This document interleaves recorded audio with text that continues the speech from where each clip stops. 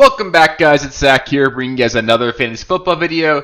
Bringing you guys another mock draft here. I thought I'd give you guys a mock draft done on the ESPN platform in a salary cap or an auction draft format. Personally, these are just by far my favorite forms of drafts. For starters, I think it's the most fair form of drafting.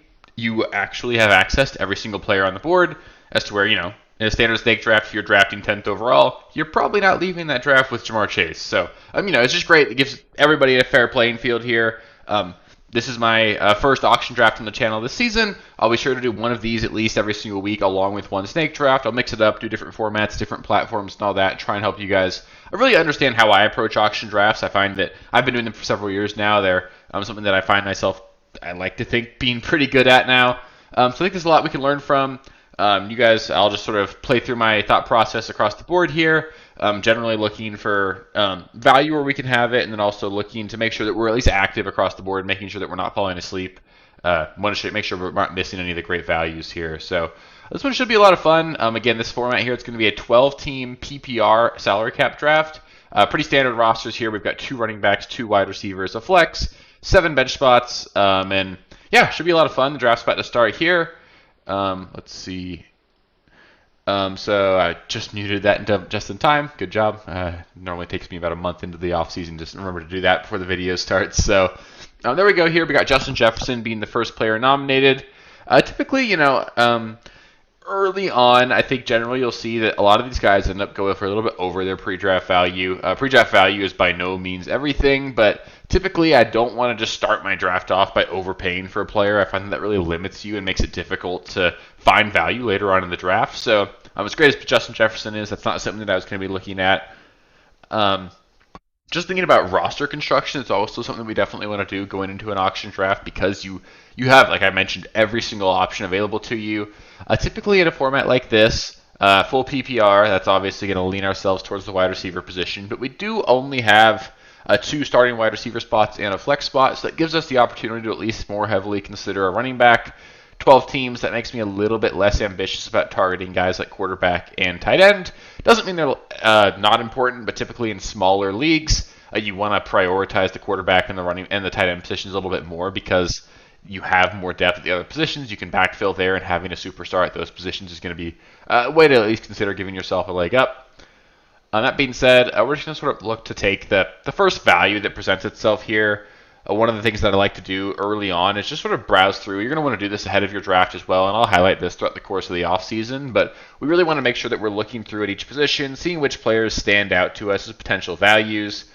So for example, looking at the quarterback position, we've got 5 quarterbacks that stand out as, clearly the most expensive guys at the position. Then a huge tier break, everyone's effectively free. So generally, I think that typically we'd be looking to target either a top tier quarterback, one of these top 4, or look to get value somewhere else.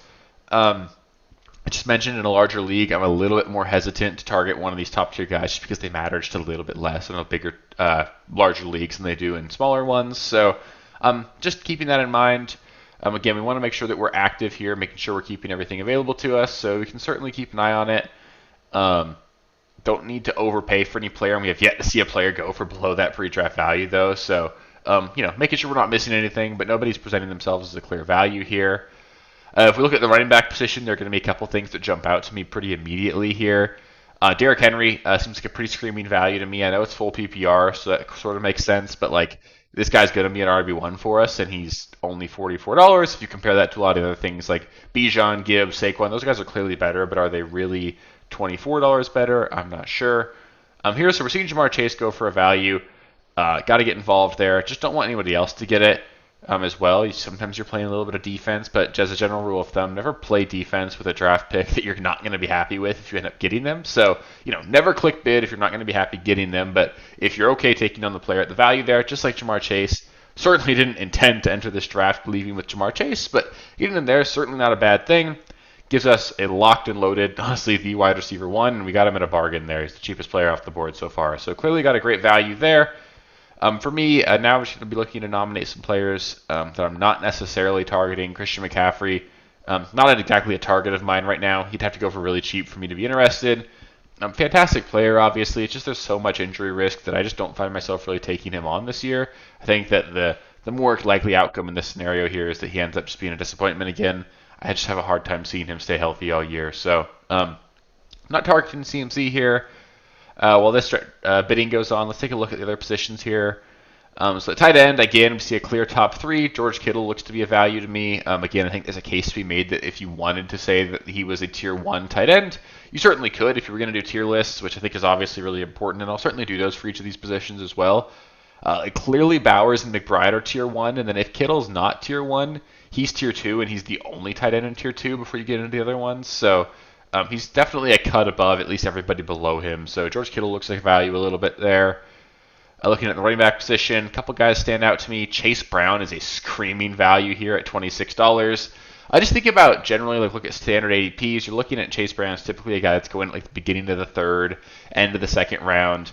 Guy that I think is going to be a top 10 running back again this season. And if you just look at it, he's going for less than James Cook. That seems ridiculous. Like by $12 less, it's that same price as Kenneth Walker. That's ridiculous. So Chase Brown absolutely stands out here. He's going to be a target of mine for sure in this draft. And, it's a little bit easier to predict against the computers here because you're not going to see a whole lot of fluctuation, but I feel pretty confident there that we're going to leave this draft with him. Looking at other running backs, Bucky stands out a little bit. I mentioned Derrick Henry stands out. As a general rule of thumb as well, you want to make sure that during an auction draft you're constantly budgeting and seeing how things can sort of shake out for you. So one thing I'm going to look at here, general rule of thumb, I like to leave myself about $2 per bench spot, $1 for kicker and defense. So as a typical thing here, we're looking at this. We've got a kicker and defense and 7 bench spots, so I want to have $16 left over for that. I've spent 62 already, so I have 138 left. That means I have $122 to spend between my quarterback, 2 running backs, wide receiver, tight end, and a flex. So right there, that's going to be 6 spots to spend $122 on. It means that on average, I can spend just over $20 per player. If I spend more than that on a player, it means I've got to save money a little bit elsewhere. So just a good thing to keep budgeting. Obviously, you don't get too locked up in it. You can be fluctuating that a little bit, but typically I'd rather spend less on my bench than more. Just because generally these guys, the guys that you're drafting late, they've got really low hit rates anyway, and there's not a huge difference between a guy being drafted in like round 15 versus a guy that's just not getting drafted. So I personally I'm more comfortable giving myself $1 per bench player and making sure that my starting lineup's the way I want it to be. So that's typically how I'm focusing on things there. Looking at the wide receiver position, Ladd McConkey immediately jumps out as a screaming value to me, as does Drake London. Like, if you look at standard ADPs and everything, Drake London and A.J. Brown, along with Ladd McConkey, all three of those guys go in a really similar area. And I just look at the cost right now. You're looking at Nico and A.J. Brown just over $50. Then Drake London's going to be $40. Ladd McConkey is going to be $32. So, Marvin Harrison for $20 is a screaming value as well. George Pickens for $9 stands out. Waddle stands out to me. Williams for $11. A lot of mid-tier wide receivers that really get me excited at their current price tag here. So just looking at that is certainly something to consider. If we wanted to consider budgeting there, I just don't really see a path towards myself spending a whole lot of money on a tight end here, unless a value presents itself. Again, making sure we're continuing to monitor these, but again, we're seeing every player pretty much go for above or at that pre-draft value. Of course, pre-draft value is not everything, but none of these guys are standing out as a screaming value just yet. And honestly, we got the best value so far in this draft by taking Jamar Chase there. If we take a look here, Josh Jacobs, great player, but typically I like a couple running backs around him more. Like I prefer Chase Brown. He's $20 cheaper, so we're not going to go with that. If we're looking at the receiver position, like I was mentioning, we're going to want to draft 2 more receivers for our wide receiver and our flex spot for sure here. Generally in a full PPR, I want to make sure that my flex spot is a wide receiver. So we're definitely going to be looking to get 2 more good receivers in this draft. I think a clearly respectable approach here would be just to go with Drake London and Ladd McConkey. That would give us effectively the equivalent of like taking a wide receiver with each of our first 3 picks, which is obviously it's a risky proposition, but I think we'll still have some money left over to do that and target guys like Chase Brown. Maybe get a guy like Amarian Hampton, something like that. We could still add some quality running backs onto our roster doing that. So that's certainly interesting. If we saw the price tag get a little bit too high there, Rashee Rice is incredibly interesting at his price point. I personally prefer him to. I prefer him over T. Higgins. I prefer him over Tyreek Hill. Like I put him like right behind Ladd. I think T. Higgins or Ladd McConkey, Drake London, A.J. Brown are the top players remaining here. So I think that's a guy we can consider. Again, we can go deeper as well. Jameson, Pickens, Waddle, Rome I like. A lot of really great middle tier wide receivers as well that we can consider, so we don't have to pencil ourselves into an expensive player. At tight end, it's interesting. I do love myself some Brock Bowers and some Trey McBride, so we can consider that. But I want to make sure we get a value if we're going to do that, right? So looking at Bowers here, he is going for a pretty reasonable price point.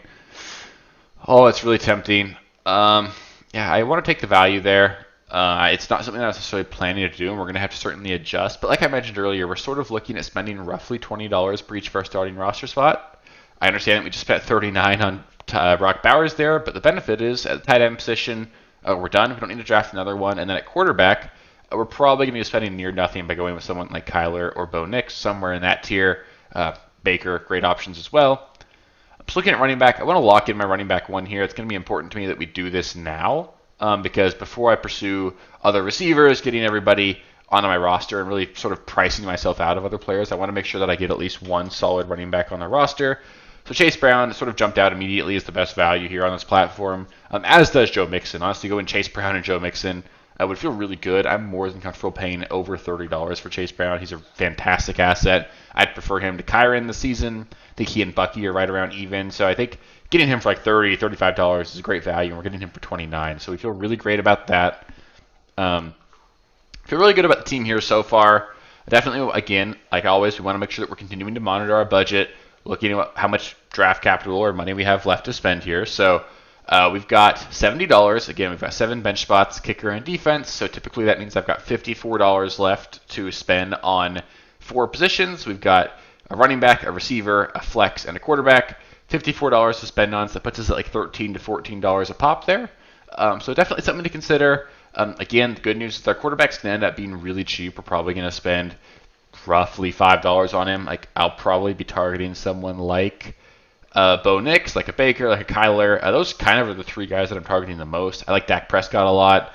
Joe Burrow is certainly enticing just because I have Jamar Chase, but I don't want to force it, and I think the price point is just too much. I think he's a lot closer to guys like Bo Nix, guys like Kyler than he is to that tier 1 of players, and the price point doesn't represent that. So I'm not looking to do that here. Again, I want to continue to monitor things. I know we're kind of poor, so don't necessarily want to be looking to overpay for any players, but just because you're a little bit broker than you necessarily want to be, you want to make sure that you're always active, making sure you're looking at. Don't fall asleep during an auction draft. All the time it happens that a player will be surprising and go for way below his ADP or way below his pre-draft value, and there's always going to be people that weren't paying attention when that happens, and if you miss out on that, it really sucks. It can eat away at you. So make sure you're always locked in. Don't miss anything there. But at our current budget right now, unlikely that we're going to be able to afford any of these players here. But we effectively, this is certainly how you could start a draft and a snake draft as well. It's always fun to sort of see how you could do that. But like going Jamar Chase and then going Bowers, Chase Brown in rounds 2 and 3, certainly something you could consider. One thing I've heard people be a little bit concerned about is can they take Jamar Chase and Chase Brown on the same team? It's 2 Bengals, obviously. It's certainly something to consider. I'm okay doing that on offenses that are this good. Neither one of these players is going to get game scripted out of a game because this is going to be a team that needs to score a ton of points. I'm okay stacking that. And Chase Brown catches the ball enough that I don't think they're necessarily non-correlated. These are players that could certainly both have fantastic games. So I'm more than comfortable doing that. So as we keep looking here, though, again, I want to mention, again, coming back to our budget, we've got roughly $14 to spend per player here. Let's just assume we spend $5 on our quarterback position, right? So let's just say we're going to get Bo Nix, Baker Mayfield, or Kyler Murray. Whichever one comes to us for $5 or less, we're going to be involved in that regardless. So let's just say we get $5 down there. That gives us $49 for 3 players left. So we've got $16 for 2 of them, $17 for 1. Again, this is just ballpark stuff. If I spend $25 on one, got to move it down a little bit on another player. But just how I like to manage my money throughout a draft here. So taking a look at this, Joe Mixon just clearly jumps out. It's not necessarily a perfect science there, but like if you're in an auction draft and you look through the ADPs, that's generally how these players are going to be sorted on your platform. And it's pretty easy sometimes just to see which player jumps out. Like these players are sorted by ADP, and for whatever reason, Joe Mixon is half the price of the players being drafted around him. That means that right now on ESPN, Joe Mixon is a clear value in auction drafts. So it's definitely something that you want to target. You want to know that platform by platform. I'll put out a video or 2 about that later on in the offseason as well as we get closer and closer to draft season, just so you guys know which players to be targeting on which platforms. But clearly right now, Joe Mixon, Breece Hall stands out here as well. Those 2 were clear, as was Chase Brown. Those are clear clear underpriced players on this platform, as is Amari Hampton actually a little bit. So actually along with like Marvin Harrison, Garrett Wilson, a lot of guys here actually that stand out as pretty underpriced. So a lot of values to be had here. Of course, we can't have all of them because you don't have unlimited money, but definitely want to understand where the values are going to be available to you based off the platform you're drafting on. If we take a look at this here, so one thing we could consider with our next nomination is we could nominate the quarterback we want right away. An enticing stack for me here, and I know it's early to call it a stack because we don't have the receiver there, but one thing that I could consider right now, looking at the receivers left available here, Marvin Harrison really stands out as a top-tier asset at his current price point. Like, I think there's a case to be made that he's just as good as everyone else left on this board. Now, Ladd McConkey, I think, is clearly better, but after that, I think there's a tier break after Ladd McConkey, and I think Marvin Harrison is probably near the top of that tier, and he's also the cheapest of like Devontae Adams, Tyreek Hill. So definitely something that stands out there. We could certainly go about this and target getting the Kyler Murray, Marvin Harrison Jr. stack. I'm interested in doing that for sure, so we're going to keep an eye on that. That would cost us about $25, it looks like, so that would leave us roughly, like $40 or $29 for the remaining two players on our roster here at the starting lineup. That gives us plenty of money left if we want to go get Joe Mixon and then add one more wide receiver. So I think what I'm going to do here is I'm actually going to go ahead and nominate Kyler Murray. One thing I like to do as well, nominate a player while there are still better players ahead of him available just a little bit. Typically what I find happens if you do that, anyone who is super excited about Joe Burrow, they're not going to go out here and spend a few dollars on Kyler Murray because they don't want to sort of pencil themselves in. So typically what I've found is that you nominate a player early like this, you'll pay like $1 or $2 more than what their pre-draft value was. But if you do that, you're locking them in early and it gives you that information early. And it also, like, paying an extra $1 for Kyler, that doesn't hurt your roster, really gives you a lot of information going into the rest of your draft in terms of how you can build your roster. So like now I know I'm locked in at quarterback. That makes it really easy for me to go about the rest of my draft and understand how I'm going to build my roster out. So spending that extra $1 on Kyler, well worth it. Again, I was saying earlier too, I was just intending to spend up to $5 there. So as far as I'm concerned, I got a $2 discount in terms of what I could have paid there. So we got T. Higgins up here. I love T. Higgins. I think he's a really solid wide receiver 2. You're kind of drafting him as like a low-end wide receiver 1 right now by his ADP, so I don't find myself drafting him a whole lot. Not to mention, we've got Jamar Chase and Chase Brown. I'm not drafting all three of those guys, so I'm not interested there. Adams, I'm a little bit worried about, to be honest. He's just getting really close to that age cliff. He's going to be a part of a great offense and should be the clear number 2 there, and I think there's enough to go around for Stafford to support both of them, but you're going to need some significant touchdown regression for Stafford for that to work out. You're going to need Kyron to stop falling in the end zone, and that's just a little bit scary, so I don't find myself really targeting Adams. I would need him to be a pretty significant discount. So this is where it's interesting. Ladd McConkey is certainly someone I'm interested in. We've got $56 or $67, so you got to spend $16 on our bench, defense, and kicker.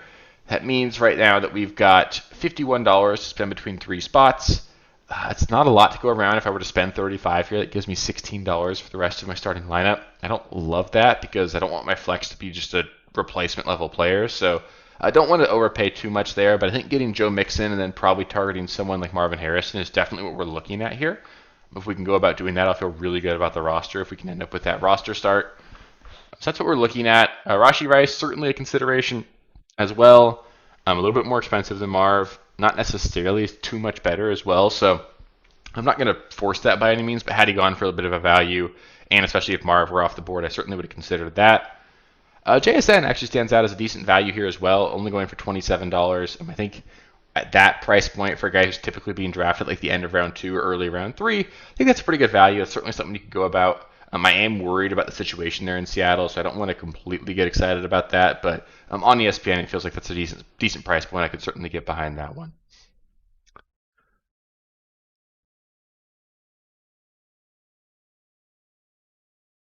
Okay, we had Kamara go for $25 there. That's just too much for me. I talked about Kamara a little bit earlier about how I do view him as a potential bust this season.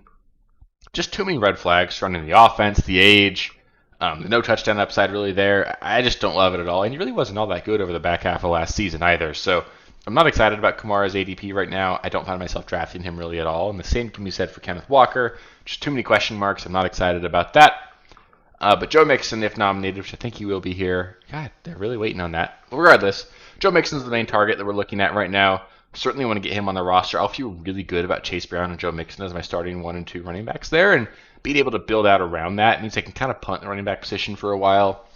But also, the more and more mock drafts I'm doing, I'm finding the running back position is kind of thin this season, so it runs out a little bit early. So definitely just want to keep that in mind. I find it really important that we do get those two guys because there aren't a whole lot of like late round running backs that jump out to me that are going to be super reliable. So I feel like it's really important, more so than ever this season, to make sure we leave the draft early with two running backs that we're confident in starting week 1. So we've got JSN up here. We can certainly take a look at him. At that value, I don't have any problem taking it. But the thing is, I actually prefer Marv to him.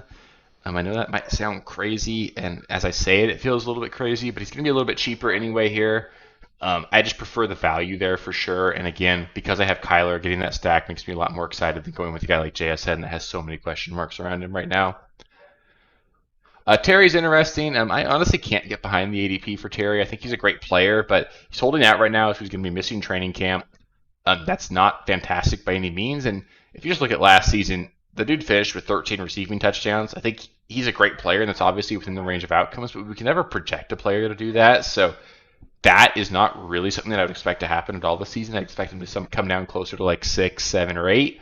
That's going to be a significant reduction for him in fantasy production. So I'm not really a huge fan of Terry McLaurin this season, although it's just something that obviously I don't want to discredit what he did last season. I just think it's going to be tough for him to match that level of production this season.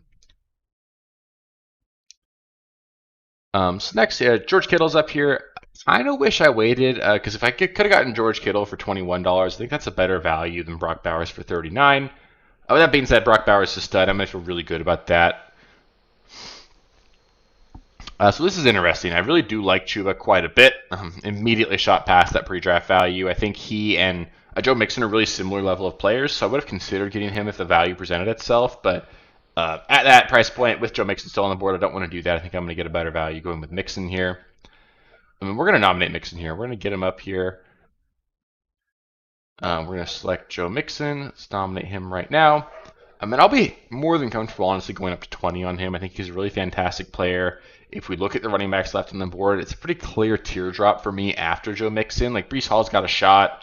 Hampton, I love Hampton, but I think you're at least going to have to battle through some stuff early on in the year with Najee. Assuming Najee's okay, I know some stuff came out today, actually, about an incident surrounding some fireworks and Najee on the 4th of July. It sounds like he's going to be okay. It doesn't sound like it was anything too serious, but I think Hampton's going to have a hard time emerging as like a clear workhorse, at least until later on in the year. So I definitely do prefer Joe Mixon to him if I can get that guy.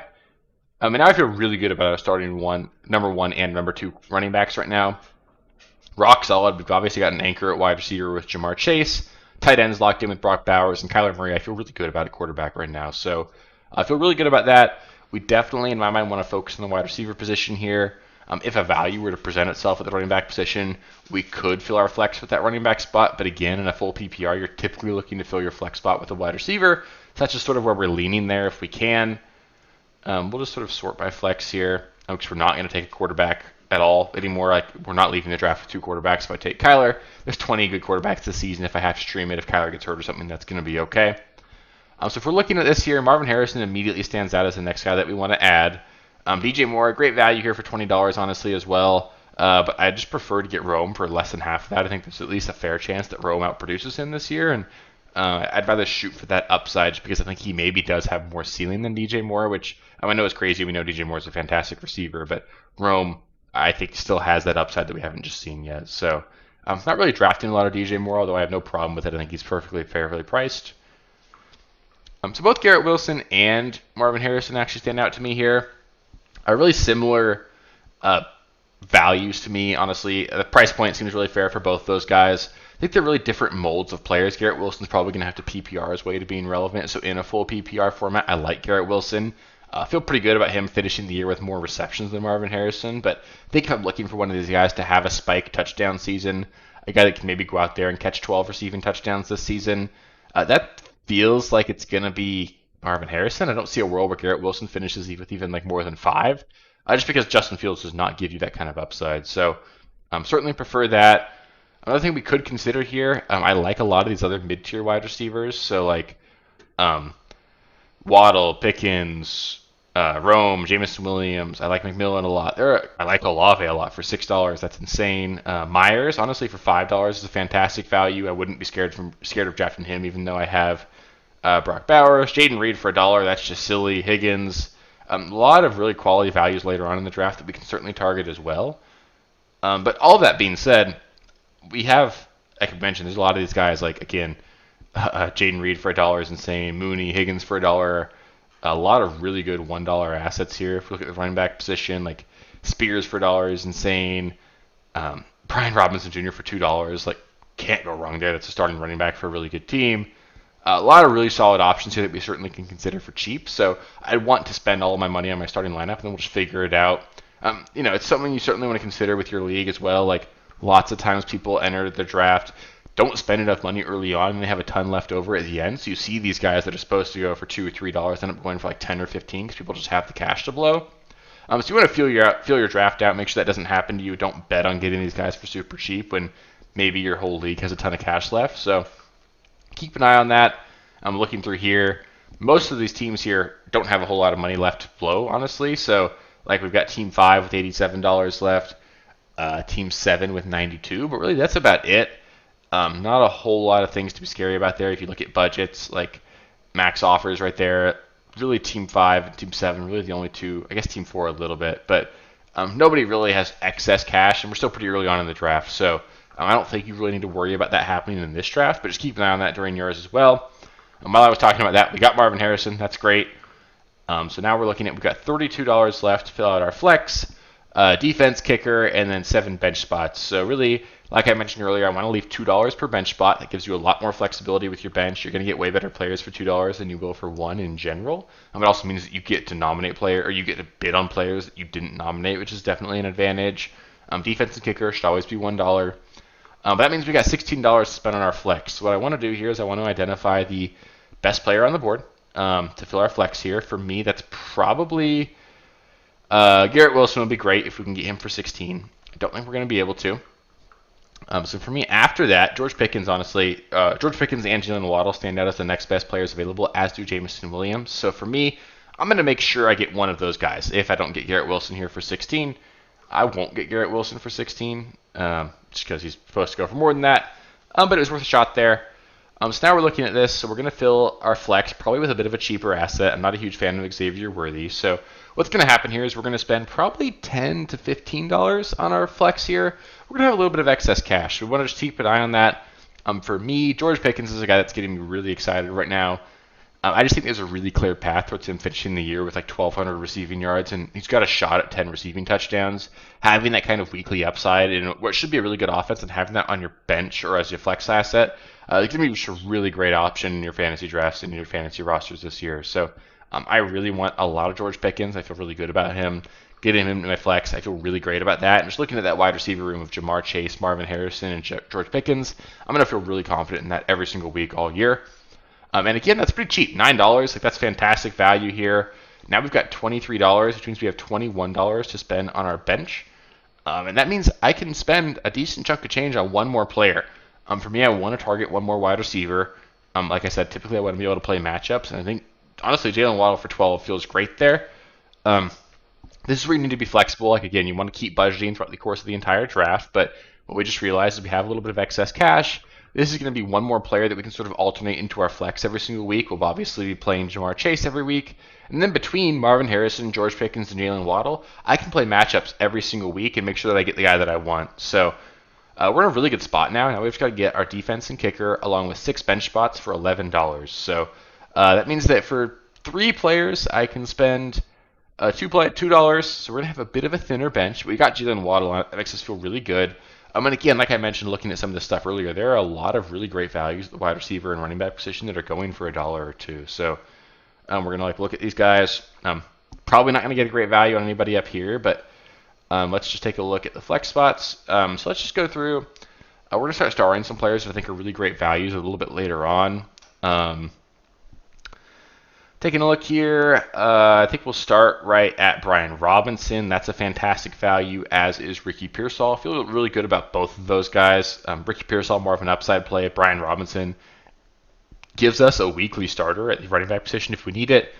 sort of like an insurance policy in case we were to have an injury at the position at between Chase Brown or Joe Mixon. Jaden Reed for $1 is insane.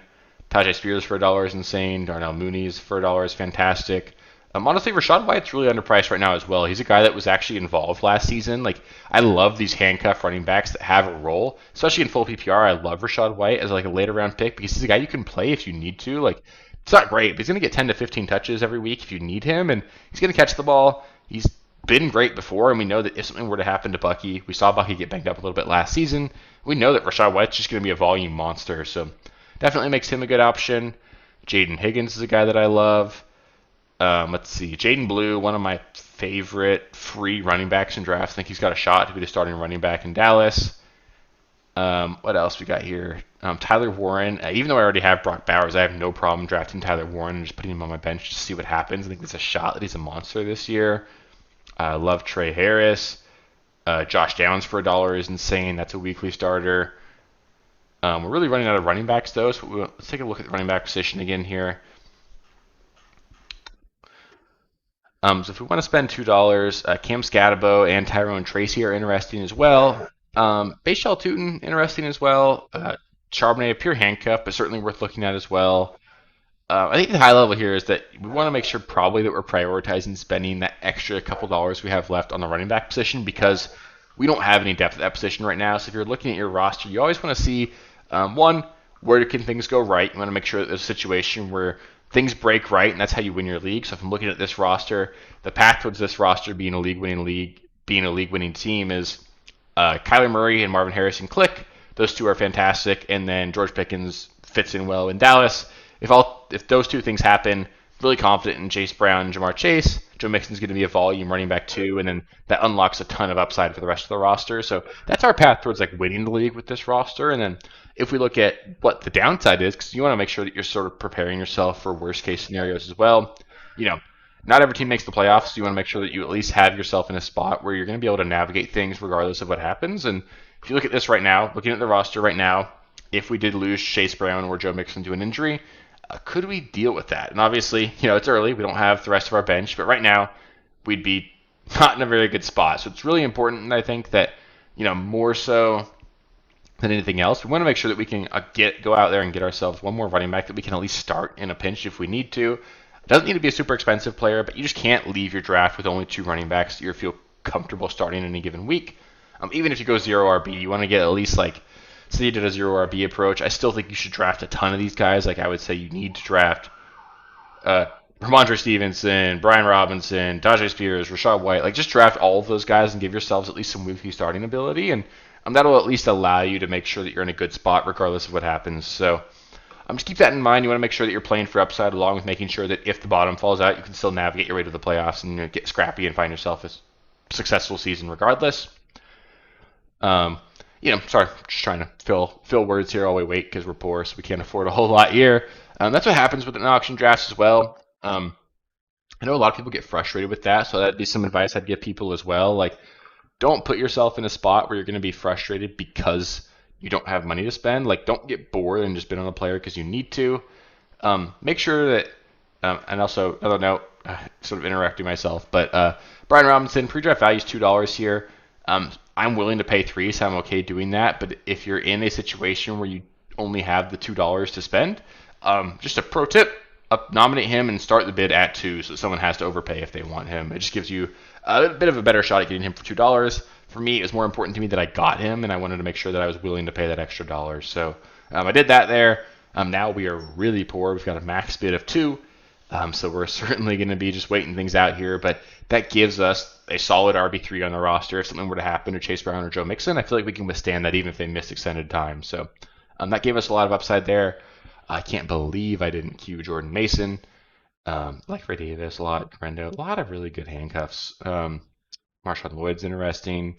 We're going to be okay, guys. There's a lot of cheap running backs late in drafts that I think we're going to find some diamonds in the rough this year. But yeah, so what I was getting at is make sure that you don't put yourself in a spot where you're just sort of acting emotionally. I know that sometimes a lot of people will look to hold on to some money throughout the course of the draft. They don't want to find themselves in a spot where they've spent all their money and they're waiting, especially when you do these mock drafts. I know people will do mock drafts. They'll do a lot of them. They'll do these mock auction drafts, and they'll get really bored at this current point right now. Like, because it's not fun sitting here watching the draft and watching all these fun players go up that you can't bid on. But the reason you can't bid on them is because look at our starting lineup. We're freaking loaded right there. We've got really, really great starting lineup there. We're in a great spot. Feel really good about these guys, and because of that, we don't have money to spend elsewhere. But if you just like one exercise I like to tell people to do is just go take a look at some teams you drafted last season, whether it's snake draft, whether it's an auction draft. Go look at your bench that you drafted, almost regardless how much auction draft capital you saved there. No matter where you were picking in the draft, just go look at your bench from last season and tell me how many of those guys actually ended up helping you. The hit rate on these guys as you get later on, incredibly low. You want to have guys that you can sort of just toss through the waiver wire and churn out different options. So having a couple of solid options on your bench is great, but after that, you don't need a full bench of great players, right? If you have too good of a bench, that means that it came at the expense of your starting lineup, and that's certainly not something we want to do because we don't get credit for bench points unless it's like a tiebreaker, which should never really happen. So we definitely want to be targeting optimizing the starting lineup, giving ourselves a little bit of insurance in case something goes wrong. And then we just want to make sure that we get the best values with whatever we have left. So that's why I sort of like to say you give yourself $2 roughly per bench spot. That's a flexible rule. I'm willing to go down to one if I need to get that value. That's why I took Brian Robinson for 3. That's why I paid up for Waddle for 12. It just gives you a lot of flexibility there. I feel really confident in the starting lineup, and now we're just looking for some assets that can maybe give us an upside that we don't have outside of it. I'm going to come back to Jordan Mason, actually. In a lot of drafts and a lot of platforms, we're seeing Jordan Mason and Aaron Jones being drafted right around the same spot. It looks like on ESPN right now, the ADPs are nowhere near each other. You've got Jordan Mason being drafted for $1, significantly lower than him after Jadon Blue. And Aaron Jones is $7. So don't draft Aaron Jones on ESPN right now. Draft Jordan Mason instead. You'll save a lot of money, and I think Jordan Mason's got a shot to be the 1A there anyway. So Aaron Jones is a fine player. On the right platform or in the right circumstance, you can still draft him. But in this situation, he just does not stand out as a good value at all.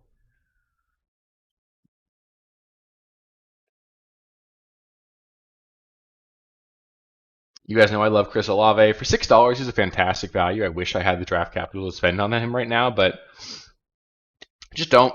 It's not a lot we can do about that. I think at that price point, though, I would be all over that if he's available. Certainly going to be a guy that I target as a guy that you just can't get players that talented for that cheap very often. It's surprising how low he's fallen. I know the quarterback situation is brutal there, but great players can overcome that. He's a great player, so I like him quite a bit. Aaron Jones, I just mentioned him, just can't justify the price tag right here, so I'm not going to be targeting him for sure. So we're going to be up to nominate here in a second, and especially as you get down to being poorer, when you only have like that $1, you really want to make sure that you're pretty intentional about who you're nominating. So for me, I feel good about the running backs. We've got, looking at the running back position, if there were a $1 running back I could nominate that I'd feel good about, be Tajay Spears. I like him a lot this season. I talked about him as a sleeper that I'm excited about.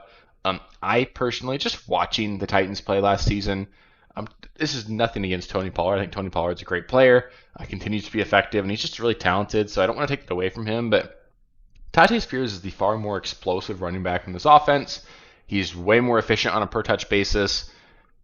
If something were to happen to Tony Pollard, Tajay Spears is the top 15 running back, and even without that, you can play Tajay Spears, especially in a full PPR format, so I love getting Tajay Spears on my benches. Again, he's free, so we can certainly target him. Jordan Mason, though, a step above him, so he's probably the next nomination here just because he's $1. It's always tough doing drafts this early because maybe it'll stick, but I highly doubt that we get to late August, and we're seeing Jordan Mason still go for $1. But while he is, it would be malpractice not to take him, so we're going to nominate him for $1. Hopefully none of these computers get in our way and we can get ourselves a really solid asset and someone that has a ton of upside. We saw how fantastic Jordan Mason was on the ground last year.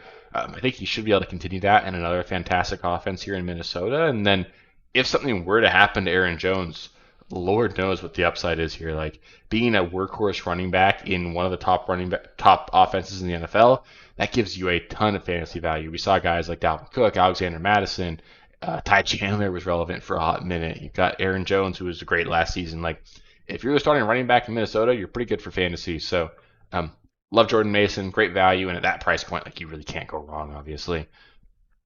So now I feel really good about our running back position here. We've got 4 running backs that I feel like I could start in week 1 if I had to. Obviously, Mixon and Chase Brown are the clear 1 and 2 there, but like Brian Robinson and Jordan Mason are both great players, guys that could be really solid for us. And now I think we're sort of just looking at best player available. Like we've got options on our bench for both the running back and wide receiver position. So now what we want to be doing is just making sure that we're nominating players that we can still get, um, saving that $2 bid for somebody really special. So it'd be really anybody that's got a pre-draft value of $2 in general. Jaden Reed would probably get me to bid for $2. Know that pre-draft value is low. Ricky Pearsall would be a guy that they'd get me to bid on as well. Just really want to target that upside. Both those guys have that, so those are guys that we're probably targeting with this draft pick. If we're looking with that $2 selection. At the running back position, nobody really left. I like Cam Scatterbo quite a bit, but there's a lot of uncertainty there. I think Tajay Spears for $1 is better. Rashad White for $1, just a better value there.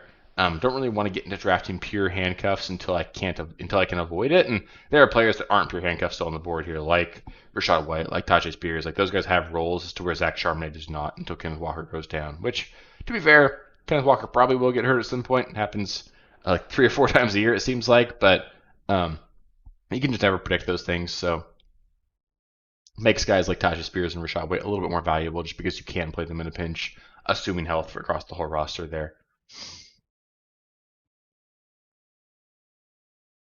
Just looking at everything here, one thing I still am interested in doing, and again, I mentioned I don't need it because I've obviously got Brock Bowers, but I really can't get over how excited I am about Tyler Warren this season. Just the more and more I look at drafting him, the more and more I watch his tape, the more and more I think about his situation in Indianapolis. I really think there's a chance that Tyler Warren comes in and is immediately the #1 target in not a great offense, but an offense that I think is better than people give it credit for. Like they're going to have a really good running game.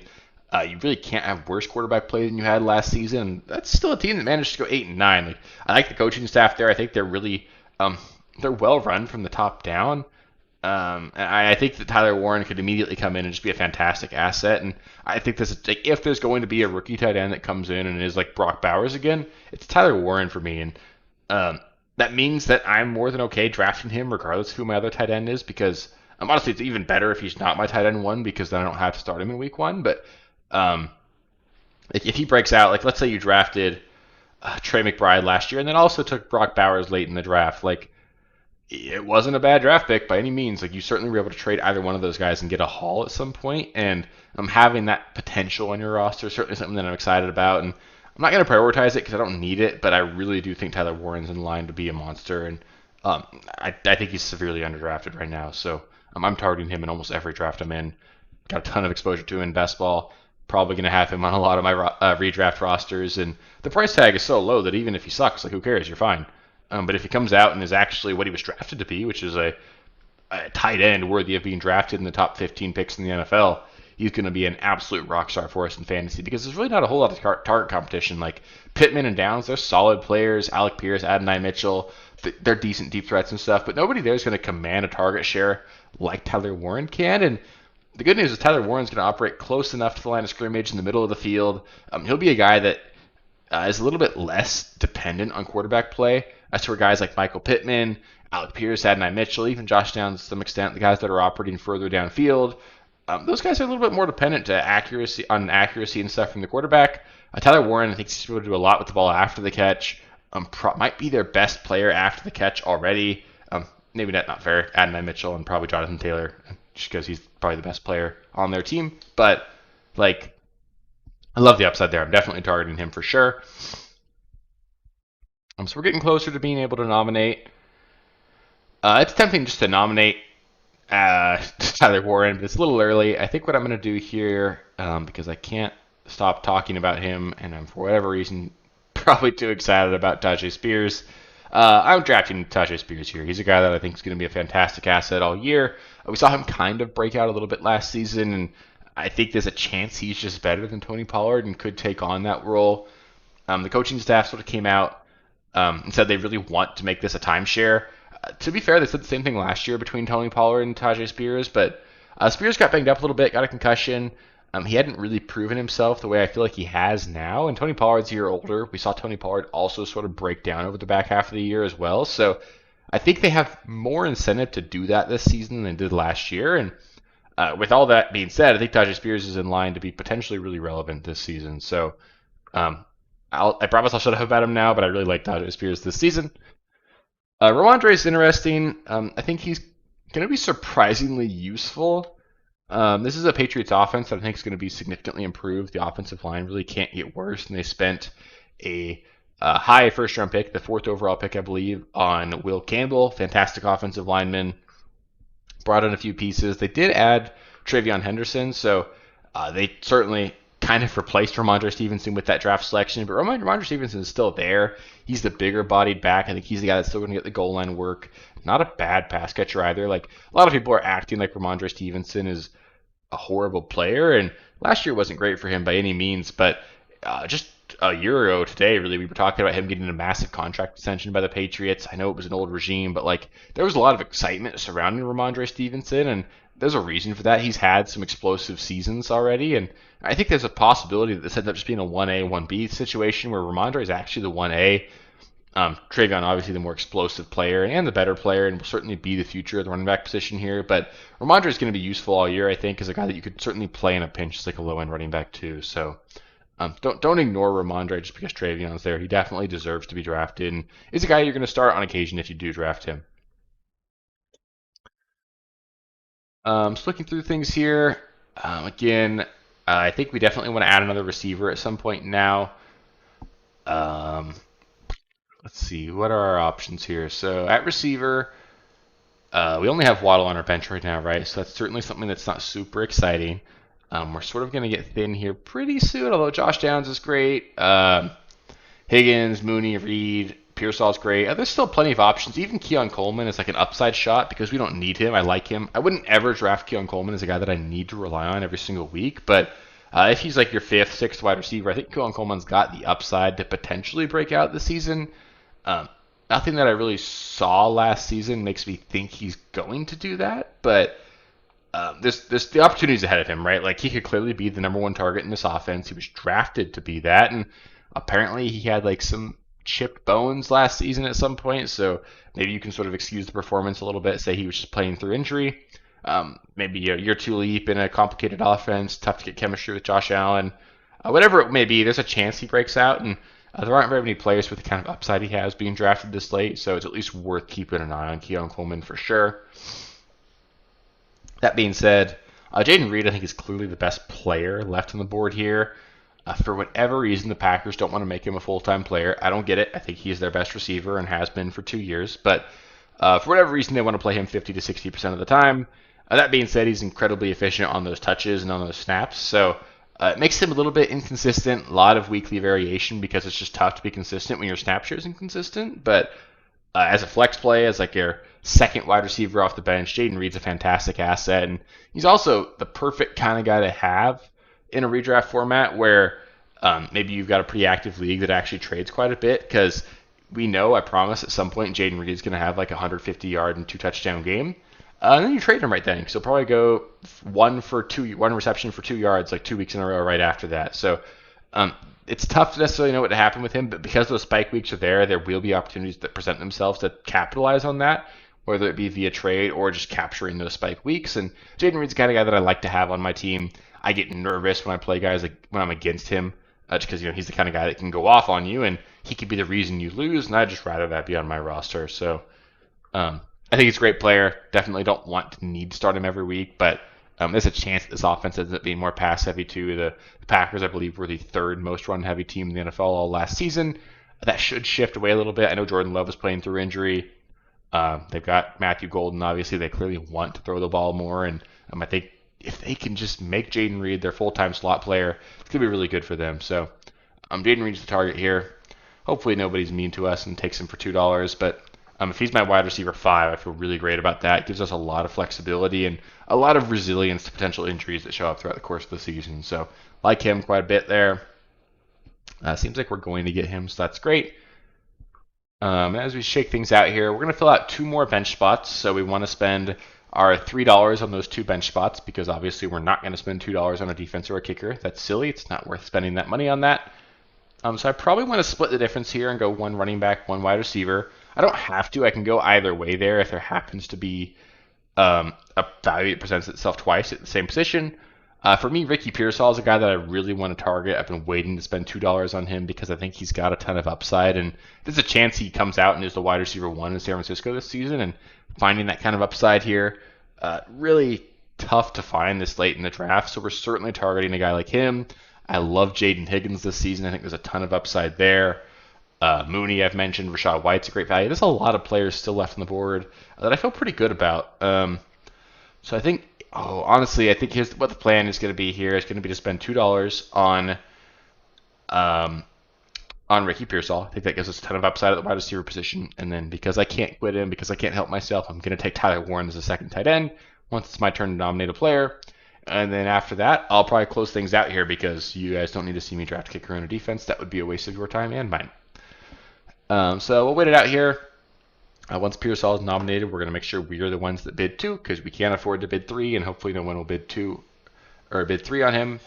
And then, yeah, we're definitely going to get Tyler Warren. I'm so stoked about him. I at some point this year, probably in like a month or so, I'll probably make like a My Guys video. I'll go over probably like 3 players at each position, something like that, that are guys that I've just sort of identified that are going to be on most of my teams, guys that I'm just extremely confident in. And Tyler Warren's going to be one of those guys. I don't know who all of them are going to be already. It's just going to be a lot of stuff that changes around. But Tyler Warren is for sure going to be one of them. I'm super stoked about him. The price tag's right. Like he's free, and the upside for a tight end like that, like the tight ends being drafted around him, it's just insane. Like just look at this. You've got Dallas Goedert, Pat Fryermuth, Brenton Strange, Hunter Henry. Like the guys being Johnny Smith, Dalton Kidd's got upside, but like Tyler Warren just stands out by far compared to everyone else being drafted around him here. That's so sad seeing Kyle Pitts down that low. But the point being is that Tyler Warren is just a guy that screams value to me, and I think he's going to be a rock star for us this season. So draft Tyler Warren this year, and if you don't, I will. Travis Etienne for $1 is crazy. Etienne's going to be a value this season. I think he's probably going to come in and just be the clear pass catching running back in what should be a pretty pass heavy offense. And I know he didn't play very well at all last season. At all. He looked horrible. Tank Bigsby looked clearly the better player. But in a contract year, he's too young to be horrible, right? Like, he was great 2 years ago. And I think sometimes bad years can just happen for players, right? Like, it's one thing if a guy goes out there and has a bust of a season at age 28, at age 29, right? Then it's really easy to look at it and say, all right, he's done, he's cooked, his career's over. But at Etienne's age, I don't think it's fair to say that. I'm not saying Etienne's just going to immediately come back here and be a top 3 running back like he was 2 years ago, but there's a clear path to it. I think it's fair to look at it like a comp. 2 years ago, Josh Jacobs was horrendous in Las Vegas. And then immediately after that, he goes to Green Bay. And he's fantastic, right? And he's just a rock star. And he's a 26-year-old running back. There was no reason for us to assume he was washed. And he just had a bad year on a really bad team. And that's something that can certainly happen to running backs. I think running backs are, in general, a lot more tied to the overall quality and production of their offenses than really any other position. So I'm not giving Travis Etienne a pass, but the more and more I think about it, I think his current ADP is probably way too low. I think Etienne's going to be a guy we can start this year as like a low-end running back too, and there is upside there if he can actually just bounce back to his true form, end up being the guy that he was for a couple years before last season. So I'm in on Travis Etienne at his current ADP. I'm also honestly in on Bashal Tune and Tank Bigsby. Just because, like, one of the things I want to do, and I advise it every year, and I'm going to continue to do it, is you certainly want to target running backs in ambiguous offenses, or in ambiguous backfields, especially on good offenses, right? Like, look back to last season, it was very clear. Oh, I got to get this bit in. There we go. Awesome. So I'll finish that thought, and then I'll run through the team. It's like last season, it was very clear that on the Chargers, on the Bengals, and on the Cowboys, you had really good offenses with running back situations that were really unclear, right? So you had Chase Brown emerge to be a clear rock star for fantasy, sort of out of nowhere, like it was going to be him or Zach Moss, but like there was no guarantee of any of that there. Then you obviously in Los Angeles, you had J.K. Dobbins emerge out of nowhere and Rico Dowdle emerge out of nowhere. So this season, it's the same thing. We've got the Jaguars, you've got the Cowboys again. Those two stand out for sure. I think that's the most great. I think the Chiefs stand out there as well this season. Again, just like ambiguous backfields on really good offenses. We'll talk about that again later this season, of course. But like, there's opportunity in those offenses. The Vikings as well. Like, the opportunity to potentially get we're gonna go to the Eagles defense here just because they're fantastic. The potential to get a running back one and a really good offense in Minnesota, that's there. Like, targeting those guys is certainly something you want to do, and whether it's going to be ETN, Bigsby, or Tootin, like one of those guys is going to be really good for us in fantasy, and they're all free. So draft all three of them if you don't actually draft all three of them, but try to leave every single draft with one of those guys is kind of something I'd like to do. I know I didn't do that in this draft, but like leaving every single draft with one of them, I think is going to be good for you overall because you'll at least a third of the time end up getting a really great asset, and the other third of the time you have a player you can drop early. But yeah, I'll stop rambling. I really like how this team turned out. This is actually the only like the second or third auction draft I've done on ESPN so far this offseason. But really, really thrilled with the team. I think that it's really tough actually to have a bad auction draft as long as you're making sure that you're focused the whole time, making sure that you are constantly budgeting. I know I kept saying it over and over, but like just looking at how much money you have left, looking at how many roster spots you have to fill, and making sure that you're diligently considering how much you want to spend on each position, it really helps you just make sure that your roster fills out the way you want it to. Like, obviously, there's going to be a lot more variability when you're into like a real draft with a lot of people instead of computers and everything like that because there's just a little bit less predictability. But like in general, like I guess one example would be in a real draft, Team 7 here. Team 7's got $41 left. Their roster's full, but like in that situation, they should have been outbidding people like crazy. And they should have been spending like, $20 on Caleb Johnson at a certain point and stuff like that. So you'll see some more crazy stuff happen when you're in an actual draft there. But like in general, making sure that you can sort of predict and prepare for how much you're going to spend on players as you go through gives you a pretty good ability to sort of plan out your roster working backwards. And I'm really stoked with how this team turned out. If I could take this roster into every single one of my 12-team leagues, I would do it. Top to bottom, I think there's no true hole. Obviously, I'm banking on Kyler Murray being a superstar, or at least a good quarterback one. But every single season when healthy, Kyler has been a top 12 quarterback, so I feel great about him.